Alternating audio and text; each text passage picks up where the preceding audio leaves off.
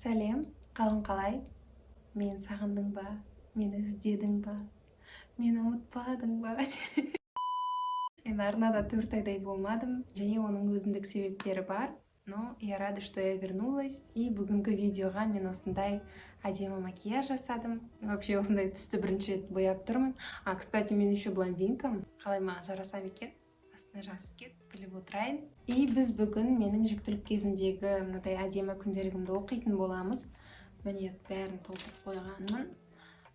Неге мақтанып отыр десең, себебі бұл күнделікті сатып алған кезде мен мүлдем толтырмағам, и только после того, как родила, 5 айдан кейін толтырдым. Сол үшін можно сейчас похвастаться, что все тут заполнено. Менде всегда солай, күнделікті сатып алам, жаңағы түріне, әдемілігіне қарап сатып алам, а потом қалып кетеді. Бұл да солай жатты біраз емес, бір жылдай жатты. Бірақ мен өзімді қалай сезінгенімді, ағзамда болып жатқан қандай да бір өзгерістерді барлығын телефонға жазып жүретінмін. Сондықтан күнделіктің апталарын толтырғанда сол жазбаларға сүйендім. И перед тем, как заполнять, мен бүкіл архивті ақтарып, өзімнің беременяшный суреттерімді жинай бастадым. Но маған олар үлкен размерде қажет емес еді. Сондықтан документке коллаж сияқты бәрін жинадым. И после этого уже распечатала. Бірақ айта кетейін, мен жүктіліктің бастапқы апталарынан, бастапқы айларынан суретке түскен жоқпын. Сондықтан мына жерде суреттер рандомно жабысқан. Яғни мысалы бірінші апталарға мен уже ішім бар суретті қойдым. Себебі маған вообще жүктілік кезінен суреттерді сақтап қалу керек деген осознание уже кейін келді. Но я нашла альтернативу. Мен, күшті картинкалар таптым. Ол жерде ананың іші қалай өзгереді, например, плоский животтан пузатикке қалай айналады, ребенок кішкентай ғана эмбрионнан үлкен плодқа қалай айналады, соны күшті көрсеткен картинкаларды басып шығарып, мына жерге по месяцам жабыстырдым. Одан бөлек календарь беременности сияқты приложениелерде баланы әртүрлі фруктыға, овощиға теңейді. Беременяшкалар білет деп ойлаймын. И вот мен тоже солай баланың размерін отслеживать еткім келді. Сондықтан әртүрлі мультяшные картинки таптым. Оларды по неделям жабыстырдым. Например, 5-я неделя ребенок как гранатовая семечко, 7-я неделя как вишенка, 17-я неделя как авокадо деген секілді солай қойдым. И өзіме қатты ұнайды, как получилось. Теперь уже можно начинать читать. Давайте мен поудобнее отырып алайын. Кстати, сіздер можете заварить чай. Я, оказывается, забыла, но сіздер өздеріңізге дайындап мені жақсылап тыңдап отырыңыздар. Бірінші бетте бізді менің әдемі суретім қарсы алады. Бұл жерде «Вклей сюда свою любимую фотографию в положение» деген. И мен осы фотосессиядағы суретті таңдадым. Уютный сурет сияқты, сондықтан екі суреттің ішіне таңдап, осыған тоқтадым. Жанында менің атым, жасым и қай қалада туылдым деген секілді ақпараттар жазу керек. Моя первая реакция, его первая реакция. Бұл страницаны негізінен мен как личное сақтағым келіп тұр, но ішінен бір-екі жерлерін оқып беремін. Таңертең ерте тұрып тест жасадым, 2 полоска шықты. Мен қолым дірілдеп, ішімді бірден ұстадым. Көп күтпей екінші тестті де істеп көрдім. Результат бірдей. Бірінші ойым, менің ішімде біреу бар ма? Шынымды айтсам, мүлдем сене алмадым, қатты қорықтым. Мамамды ойлап, сіз сияқты ана бола аламын ба деп көзіме тағы жас келді. Папасының айтқаны. Бұл бізге бұйырған бақ. Қанша жұрттар жылдар бойы осындай бақытты армандайды. Алладан тілеп жүргенмін, нәресте нәсіп етсінші деп ойлап жүретінмін. Көзім жасқа тағы толды. И дальше уже құпия. Первый триместр. Бұл жерде менің сестрамен жасаған фотосессия. Есентай жақта кездесіп, екеуміз спонтанно осылай беременяшный фотосет жасадық. Наша первая встреча. Бұл жерге УЗИдегі суретті жабыстыру керек. Мен өзімнің жүкті екенімді бірінші рет 5-ші аптада ғана білдім. И мынау сол кездегі сурет. Тебе 5 недель и 2 дня. И еще жүрек соғысын жазып қойдым.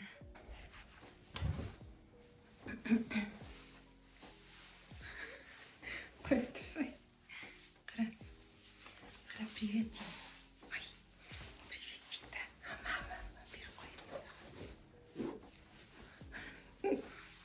Съемку мою прервали. Знакомьтесь, София, моя дочка. Сюська, пятачок болып отырсың ғой сен? Көрсе камераға. Мына күндері қызық болып баратыр. Оқып берем. Как раз бірінші аптасына келдік. Давай оқып бастаймыз, е? Комфортно отырам деймін. Қара мама ғой, мынау сен ішінде. Мен ішінде жатырсың ғой сен. Бастайық. Неделя 1. Самое время серьезно подумать над своим будущим, если вы этого еще не сделали, дейді маған автор. Мен жаңа айтқан едім, бастапқы апталарда мен өзімнің жүкті екенімді білген жоқпын. Тек 5-ші апталарда білдім, и поэтому бастапқы 4 аптаны өзімнің сондай ойларымды, қызыма обращение сияқты жаздым. Ал оқим, Софикош, давай тыңда. Игрушкалар дайындап қойғам. Эй, лақтырма, давай оқимыз. Привет, дочка. Да, дочка. Я уже знаю, что ты девочка, потому что заполняю этот дневник, когда ты уже рядом. Я хочу рассказать тебе, как протекала моя беременность, как ты росла и как мы тебя очень-очень ждали. Поэтому давай вместе окунемся в этот прекрасный период в моей жизни. И астына осындай коллаж жабыстырдым. Бұл жерде 16-ші аптадағы УЗИ-дің снимогы, сосын менің 40-ші аптадағы ішім, и уже когда дочка родилась, екеуміздің ножкиларымыз. Неделя 2. Бұл апталарда мен әлі жүкті екенімді білмеймін. Организмде де ешқандай өзгерістер, басқаша бір сезімдер әлі болмады. Тамағым ауырып жүргені есімде. Содан жазылу үшін жүкті екенімді білмегендіктен антибиотиктер қабылдадым. Еще қымыран ішіп, дым подозревать етпей жүрген едім ғой. Мен сені 41-ші аптада босандым ғой. Сол осы бір стакан қымыранның әсері ма деп әлі түсінбей жүрмін. Неделя 4. Уже беременностьтің 1 айы өтіп кетті, ал мен әлі білмеймін. Но уже начинаю что-то подозревать. Ура! Ура! Деп. А не беременна ли я деген ойлар жай-жай келе бастады. Бірақ тест жасауға әлі не решаюсь. Кішкене әлсіздік болып, иістерді чуть ярче сезе бастадым. Алғашқы признактар осындай болды. Все, давай, ұйықтаймыз, е? Кеттік, ұйықтайық. 5-ші апта. Наконец-то я сделала тест. Сразу 2. И они оба показали 2 полоски. Менің қалай тірілдеп жылап жібергенімді көрсем ғой. Чтобы точно убедиться, папа екеуміз УЗИ-ге бардық. И мында сол УЗИ қағазында баланың өлшемі, жүрек соғысы сияқты ақпараттар жазылған бөлігін жабыстырып қойдым. Ол жақта жақсы жаңалықпен қатар нашарын да айтты. Заключение на момент осмотра. Ретрохориальная гематома. Осындай диагноз маған қойып берді. Плоттың жанында небольшая гематома бар деді. То есть сгусток крови, который может мешать развитию ребенка. Было очень волнительно осознавать, что в животике кто-то есть, но в то же время эта новость про гематому немного расстраивала меня. И мы начали узнавать, расспрашивать, как ее устранить, как сохранить беременность. Папам вообще женский форум дорог кеткен ғой. И мы узнали, что при соблюдении правильного режима гематома может сама рассосаться. Уже неделя 7, бірақ мен әлі продолжаю свой рассказ. Бірақ, к моему счастью, ішім мүлдем ауырмады. Тіпті мен өзімнің жүкті екенімді де сезбедім. Токсикоз деген жоқ, жеріктік те жоқ. Бір жағынан радостно, что я не мучаюсь от токсикоза, но с другой стороны, все ли нормально, почему я ничего не чувствую деген ойлар маза бермеді. Но маған айтылған постельный режимді сақтап, витаминдерімді ішіп, уайымдарды ысыруға тырысып жүрдім. И 8-ші аптада тағы УЗИ-ге барып тексеріліп көрейін деп шештім. 8-ші апта УЗИ-дің заключениесі. Знаешь что? Мне сказали, что гематома рассосалась. Ты бы видела, как я была рада. И дальше я просто кайфовала от беременности. Неделя 9. Бұл апталарда ең алғашқы вкусовые изменения басталды. Жоқ, токсикоз емес, вообще менде токсикоз болмады. Тек иістерді анық әрі бірден сезетін болдым. И еттің иісі ұнамайтын, особенно тауық етінен жүрегім айнайтын. А вот сорпа one love болды ғой. Қайда барсам да сорпа ішкім келе береді. А в остальном все было как раньше. 2-й триместр. Вот мынау уже 2-ші триместрдағы сурет, потому что осы уақыттан бастап мен кәдімгідей осознанно беременность кезден суреттер сақтап қалу керек деген сияқты көп өзімді түсіре бастадым. И мынау менің үйде жасаған селфиім. Достар, еще раз привет. Видеоның ортасында тағы амандасып тұрмын, потому что бүгін уже түсірілімнің екінші күні. Мен кеше қатты шаршап қалдым, сондықтан сегодня продолжаем. Менде уже басқа макияж. Какой вам нравится больше, тот или этот? Напишите. Давайте продолжим. А то мен кривляться айтып отыра беремін. Итак, біз қай аптаға келдік? Біз екінші триместрға келген болатынбыз. Мен бұл жолы былай отырамын. Итак, снимок УЗИ. Тебе 14 недель и 5 дней. Ух ты, как вырасти. Уже кәдімгідей головкасы көрінеді, денесі, омыртқасы ма, соның бәрі көрінген неде суретте. Кәдімгі человечек болып келе жатыр. Неделя 13. И вот настал период, когда думаешь, это у меня живот растет или я просто плотно поела. Күнде айнаға қарай беріп, кішкентай ғана ішіңді ұстап көре беретін кез. Животик деп жатқан кезде түсіріп алған суретімді қойғам. 17 апта. Энергиям өте көп. Спойлер. Почти всю беременность менің энергиям тасып жүрді. Все время хочется чего-то поделать, куда-то сходить. Еще түсті жиі көретін болдым. Түс деген сон. Бұрын бұлай көп көрмейтін едім. Интересно, с чем это связано? Неделя 18. Нам сказали, что у меня в животе точно девочка. Я сразу же начала представлять, как мы вместе шопимся, ходим во всякие спа-салоны. И еще обсуждаем твоих парней. Папан қызым, доча деп ішімді сыйпалап жүр. Еще песенки тебе поет. 21 апта. Знаешь что? Ты пошевелилась, я это почувствовала. Көзім жасқа толып, сразу ішімді суретке, видеоға түсіре бастадым. Қолымды қойып тұрған жерім, сол жерді пинать етті. Видеосында түсіріп алған бәріне жіберіп. 22 апта. Йогамен айналсам деп шештім. Коврик сатып алдым. Ютубта йога стати деген канал тауып, соның видеолары арқылы жасай бастадым. Таңертең 1 сағаттай жасаймын. Девушка, которая показывает эти упражнения, тоже беременна, поэтому это так мотивирует. И уже 6 ай. То есть уже половина пути өткеткен, даже больше. Да, даже больше. Неделя 23. Балық қуырдық үйде. Балықты и до беременности ұнатпаушы едім, ал қазір иісі вообще жүрегімді айнытты. Сен күні бойы тебесің ішімді, особенно жатқан кезде сезіледі. Уже босанған мерейден 1-2 ауыз сөз. Осы сезімді қатты сағындым. 26 апта. Сенің есімің жайлы ойлана бастадық. Қиын екен есін таңдау. Папаң Амина либо Айша деп қояйық дейді. Маған екі варианты онша ұнамады. Мен Айлин немесе Айлуна деген есімдер ұсындым. Папаңа да ұнамады. Сөйтіп, мы еще не выбрали. И мынандай милый сурет арбатта үшеуміз деп жазған. Неделя 27. Makeup Katie деген блогердің бір видеосын көрдім. Аналарға пайдалы болатын кітаптары туралы айтты. Поняла, что не прочла еще ни одну книгу про материнство. Плюс мен баланы қалай шомылдыру керек, и оның мұрнын қалай тазалау керек деген осы екі нәрсені қатты үйренгім келеді. Поэтому ертесінде барып кітап сатып алдым. Абдулаеваның «Первый год с малышом» деген кітабын сатып алғам. Ішінде негізі көп, сол шомылдыру да бар. И не только уход за ребенком, и как себя не забыть, как за собой ухаживать, как все успевать деген сияқты сол тақырыптарды қамтыған. И 27 аптада бала уже басын төмен қарата бастайды. Уже 7 ай басталады бізде. О, 3-ші триместр. Уже 2 сурет жабыстық қойдым. Прикольно ғой. Мен тоже сол үйде жасаған фотосессия. Книги, которые нужно прочесть, или курсы, которые нужно посетить. Мен ешқайсысын жазбаған. Мына жерге жазыппын. Что нужно сделать для уюта? Купить кроватку, одежду для малыша, тазики, ванночки для купания. Купить коляску, бесик алу, пеленки, подгузники и много-много всего. Андай вот период гнездования Дима, сондай басталған ғой. Как думаем назвать ее в будущем? Мен уже жазып қойдым, которую мы выбрали, это София.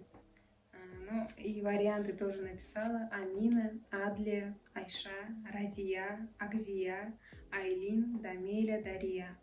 В основном мына жерде Амина мен Айшадан басқасының барлығы менің варианттарым. Еще Разияны папасы екеуміз бірге таңдағанбыз. 29 апта. Уже мына жерде суретті кішкене креативнее жабыстыра бастаған, потому что слишком оказалось их много фоток. поэтому уже бүйтіп интересный қылып жабыстырдым, как мне кажется. Назгүл подушка для беременных сыйлады. О, кайф. На боку спать стало намного удобнее. И прям жайғасып жатып алған суретім тұр. Малыш размером с папайя. 34-нче апта. Хочу арбуз. Всю беременность его хочу. Назгүлден маған фотосессия жасап беруін сұрадым. Есентайдың жанында крутые фотографии получились. Міне солар. Еще мен күшті обработка жасап қойғам. Неделя 35. Ох, на жерде уже кәдімгідей. Это қалай айтсам екен. Көзің тоятындай, өте көп, өте красочный болып тұрады. Бүйтіп кетті ғой. Мама келді. Сумка в роддом жинап жатырмыз. С таким трепетом я еще никогда вещи не выбирала. Эти ползуночки, чепчики, дейді. И біздің сол мама келгендегі жасаған фоткамыз менің мұрным мынандай болып кетті. Зато күшті сурет, теплый сурет. Неделя 36. Ровно 9 ай. Состояние хорошее. Иногда нос бывает заложен, но в целом все хорошо. Сен, мен, папа үшеуміз күшті фотосессия жасадық. Жүкті кезімнен көп сурет сақтай алғаныма, сол моменттерді түсіріп алғаныма қатты ризамын. Неделя 38. Балнұр мен мама келді. Балнұр екеуміз беременяшки болып, екі боботик болып жүрміз. Біз екеуміз солай бір-бірімізді еркелететінбіз. Боботик, животик деп. Саған кроватка алып берді. Но нам его принесут, когда ты уже родишься. Рахмет, Банукоша. 39-нче апта. Толғақтан хабар әлі жоқ. Ждеміз. Гинекологым тебе еще не скоро в роддом дейді.